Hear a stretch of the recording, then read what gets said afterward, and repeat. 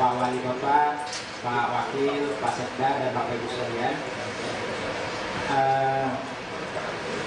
Malam hari ini sangat menarik ya apa yang disampaikan Pak Wali Kota tadi terhadap raihan-raihan yang sudah didapatkan 2 tahun terakhir di periode kedua ini. Tapi mungkin ini Pak Wali, saya mencoba untuk mengangkat lebih tinggi lagi. Mohon maaf sebelumnya bahwa Kota Banjarmasin ini kita harus melihat perspektifnya secara global gitu. Artinya kita perlu meletakkan sebuah pemikiran yang tidak hanya jangka pendek, tapi kita harus melihat bahwa Kota Banjarmasin ini sudah hampir setengah abad, 500 tahun umurnya. Mungkin Pak Wali nanti akan ada batas waktu jabatannya, tapi kita juga harus berpikir bahwa ketika Pak Wali selesai di Kota Banjarmasin, tapi Pak Wali sudah meletakkan fondasi bagaimana Kota Banjarmasin ini tetap dikenang 20-30 tahun yang lalu. Itu adalah diletakkan oleh Pak Ibnu Sina, Pak Haji Ibnu Sina gitu. Itu yang harus kita pikirkan.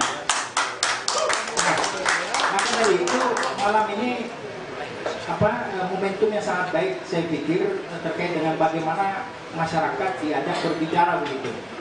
Apa yang harus kita lihat Banjarmasin 10-20 tahun yang akan datang adalah bagaimana menjawab permasalahan hari ini. Permasalahan hari ini Banjarmasin itu bukan hanya permasalahan internal tapi eksternal yang ada di luar Kota Banjarmasin. Apa itu? Isu global yang sedang melanda bahkan seluruh kota-kota di Indonesia juga terdampak. Apa? Yang pertama pandemi, perang Rusia, bahkan isu yang sudah puluhan tahun yang ada terkait dengan pemanasan global itu hari ini juga berdampak ke Kota Banjarmasin. Bagaimana kalau air pasang calap, dan tanpa kita sadari bahwa rata-rata naiknya setiap tahun itu 4 mm se-Indonesia, dan setiap kota memiliki karakter yang berbeda. Kota Banjarmasin, kalau kita biarkan kondisi sungainya tidak segera kita revitalisasi, tidak segera kita normalisasi, maka peningkatannya akan lebih tinggi lagi. Dan ini sangat mengkhawatirkan. Kenapa? Karena hampir 40% wilayah Banjarmasin itu setiap air pasang naik pasti akan terendam. Siapa yang paling terdampak? Masyarakat, Bapak Ibu sekalian. Nah, ini adalah permasalahan yang pertama. Jadi saya sering menyampaikan bahwa Banjarmasin ini permasalahannya adalah air, kekayaannya juga air. Kenapa? Karena kita adalah kota 1000 sungai. Kita kaya dari air, tapi hari ini air juga menjadi permasalahan besar bagi kita. Dan ini harus selesaikan. Dan kedepannya kalau kita tidak pandai mengelola air kita juga akan kesulitan mencari air, Bapak Ibu sekalian. Kenapa? Karena limbah di sungai itu semakin meningkat. Sumber PDAM kita, sumber PT PAM kita juga dari sungai. Nah ini harus kita pikirkan bersama. Maka dari itu saya pikir Pak Wali harus meletakkan fondasi bagaimana kira-kira melihat Kota Banjarmasin ini 10-20 tahun yang akan datang. Bagaimana caranya? Nah, mungkin supaya saya coba tidak hanya mengangkat masalah, karena kalau kita hanya cuma mengangkat masalah, nanti skripsinya tidak selesai begitu. Iya Pak Fatur ya. Karena kita harus memberikan solusi. Ya, itu yang penting Pak.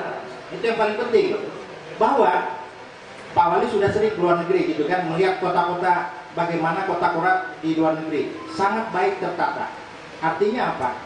Terkait dengan tema yang hari diangkat tentang pengelolaan, maka kita harus memiliki visi yang sama, bukan hanya pemerintah tapi masyarakat. Diletakkan pada satu kebersamaan, imbai, bagaimana melihat Kota Banjarmasin ke depan.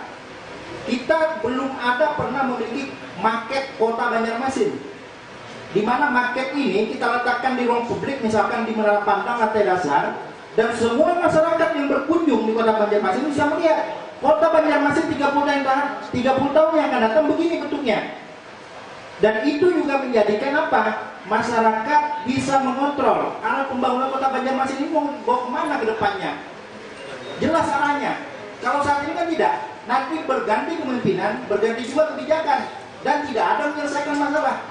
Dari 2-3 periode yang lalu kita masih berkutik terkait dengan masalah sampah. Ini kan permasalahan yang di situ-situ saja yang tidak terselesaikan. Maka dari itu kita harus meletakkan visi yang lebih jauh terkait dengan Kota Banjarmasin ini.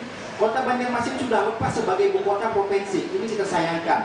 Tapi tidaklah. Dengan kondisi apa yang harus kita pikirkan ke depan, maka kita letakkan. Jadi bagaimana 2023 Kota Banjarmasin kita lihat. Tadi persoalan transportasi, persoalan sampah sudah dikemukakan, persoalan sungai. Maka dari itu, sistem pemerintahan kita di SKPD, PUPR, kemudian Bapeda, itu harus terintegrasi terkait dengan bagaimana merencanakan Kota Banjarmasin. Jangan parsial, jangan masing-masing. Nanti dinas PUPR terkait dengan sungainya, ini yang pernah saya lihat di lapangan gitu ya, terkait membahas trotoar misalkan, oh itu bukan wilayah saya di sungai misalkan. Jadi keduanya tidak jalan. Bagaimana ini kita integrasikan sehingga permasalahan yang kita hadapi di lapangan itu bisa segera diselesaikan dengan cepat gitu kan. Nah, maka dari itu market master plan terkait dengan Kota Banjarmasin ke depan itu segera harus dibuat. Sehingga kita tahu nanti di mana saja tadi jembatan-jembatan yang akan dibangun. Jangan nanti ketika berganti pimpinan masing-masingnya nih, karena wilayah suaranya adalah di kampung A, maka dia bikin jembatan di situ. Lalu kemudian tidak melihat perspektif Kota Banjarmasin secara menyeluruh. Bagaimana sistem transportasi yang terintegrasi.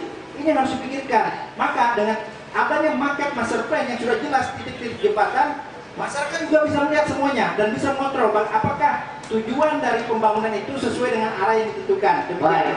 Assalamualaikum warahmatullahi wabarakatuh.